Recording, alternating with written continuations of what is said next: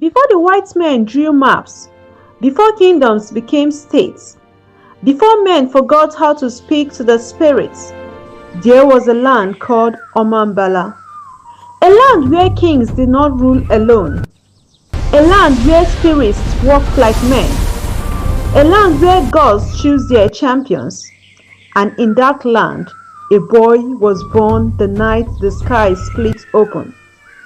This is his story. On the night Prince Obasi was born, thunder did not roar, it screamed. Lightning struck the sacred Iroko tree in the palace courtyard, a tree that has stood for 400 years without falling. The palace priestess Nneka the white-eyed fell to the ground shaking. "The child," she whispered. "He carries two What about spirits." the child? The king, Eze Arinze, the lion of Ọmambala, laughed. My son will carry the kingdom, not spirits. But the gods were already watching. 3 days later, the oracle of Arochukwu sent a message. The prince will either unite the gods and men or burn the kingdom to ashes. From that day, Obasi was never treated like an ordinary child. He could hear whispers when no one was speaking. He saw shadows move when the sun stood still. At age 7, he stopped a charging bull with a single word. The villagers feared him. His father feared him more. King Arinze was a warrior. He believed in steel, not spirits. Magic makes men weak, Magic he would makes say. men weak. But strange things began happening in the kingdom. Crops failed. The river turned red for 3 days. Children began dreaming of a woman made of smoke.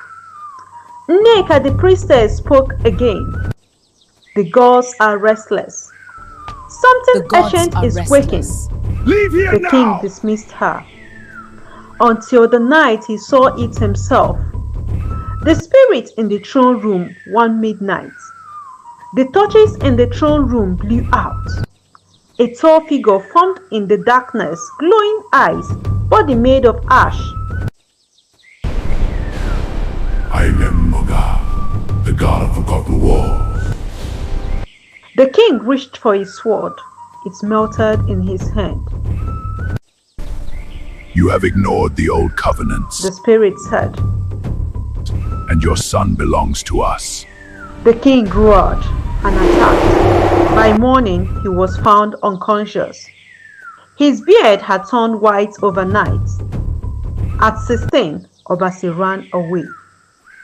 He was tired of being watched, tired of whispers, tired of feeling something growing inside him.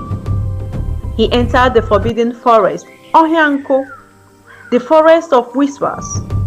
No man entered and returned saying, but Obasi did not walk alone. The trees bowed as he passed. The wind called his name, and then she appeared, the spirit princess. Her name was Alaeze, half human, half spirit, daughter of the earth goddess. You carry both fire and shadow. The gods are fighting over you. Why? Why? Because you can Obasi end asked. them. Because you can end them. Long ago, the gods ruled openly. But humans grew strong. King rose, empires expanded. The gods grew jealous. Now 2 factions had formed. The old gods who wanted to rule again. The Baal spirit who wanted freedom from divine control. And Obasi was the key to breaking the balance. Training with the spirit princess, Alaeze trained him in secret. How to command fire without burning. How to step between words. How to hear lies in silence. How to bind a spirit with breath alone. Their bond grew deeper. Love bloomed. But loving a spirit comes with a cost. Back in the kingdom, a man named Chief Dike plotted. He wanted the throne, so he secretly allied with dark spirits. If the prince dies, he whispered, the gods will choose me.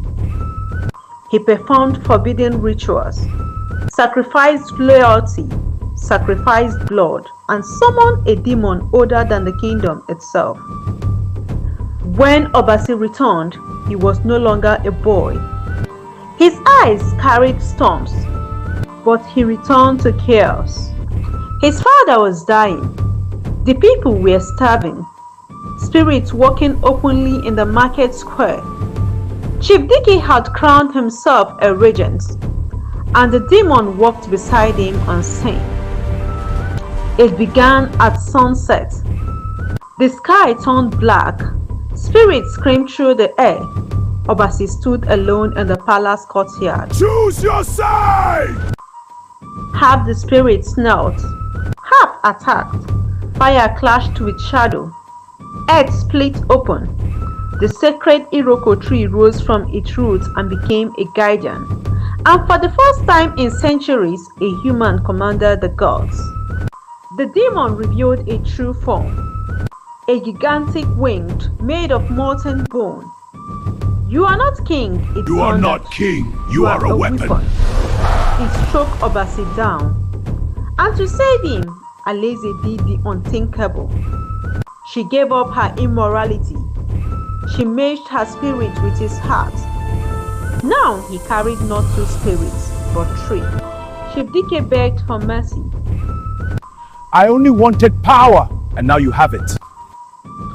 Obasi bound Dike to wander between worlds, never living, never dead.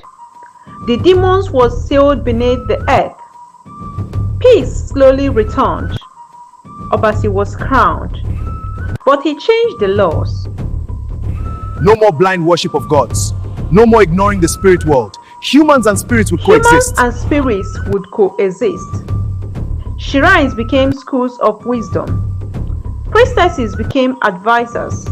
Warriors trained in both sword and spirit. Years later, on a quiet night, Obasi stood beneath the restored Iroko tree. A gentle wind brushed his face. Alaeze, he whispered. For a moment, he felt warmth. A soft voice in his heart. Always with you. I'm always with you. The king smiled. Above him, the stars shimmered. And somewhere beyond sight, the gods watched carefully. Because in Ọmambala now, it was no longer gods who ruled, it was balanced. They say, when thunder strikes without rain, King Obasi is walking between worlds. They say, when a child speaks to the wind, Alaeze is listening. And they say, when kings forget humility, the spirit remembers. Kindly like, comment, share, and subscribe for more videos. See you next time.